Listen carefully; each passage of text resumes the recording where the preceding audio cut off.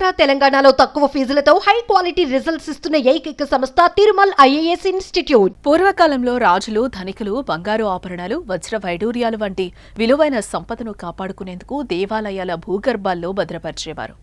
ఆ కాలం నుంచి నేటి వరకు కూడా గుప్త నిధుల కోసం గాలింపు నిర్వహిస్తూ తవ్వకాలు చేపడుతున్నారు.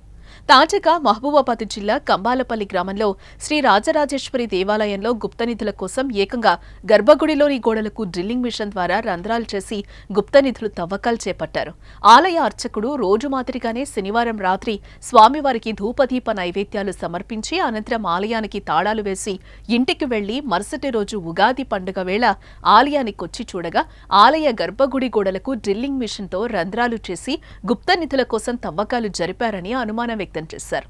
స్వామివారి దర్శనానికి వచ్చిన భక్తులు ఆలయంలో తవ్వకాలు జరిపిన ఆనవాళ్లను చూసి భక్తుల అవాక్కయ్యి విస్మయం వ్యక్తం చేశారు. కాకతీయుల రాజుల నిర్మించిన దేవాలయంలో గతంలో గుర్తు తెలియని వ్యక్తులు తవ్వకాలు జరిపారని ఆందోళన వ్యక్తం చేశారు. పురావస్తు శాఖ అధికారులు పరిశోధనలు జరిపి ఆలయ ప్రతిష్టతను పెంచే విధంగా చర్యలు చేపట్టాలన్నారు. ఈ ఆలయాన్ని టార్గెట్ చేసుకుని గుప్త నిధుల కోసం తవ్వకాలు జరుపుతున్న దుండగులను అరెస్టు చేసి కఠిన చర్యలు తీసుకోవాలని గ్రామస్తులు కోరుతున్నారు.